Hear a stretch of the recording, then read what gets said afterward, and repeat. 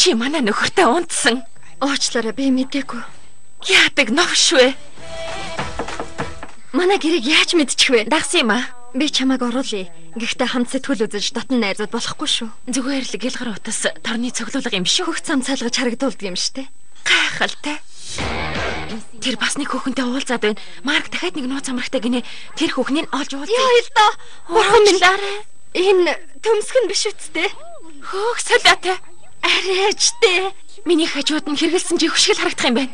Тэр хотлоо ярмааргүй юм да. Тэр бид гурваар тоглолцчихлоо. Харин одоо шанг нь хүртээ.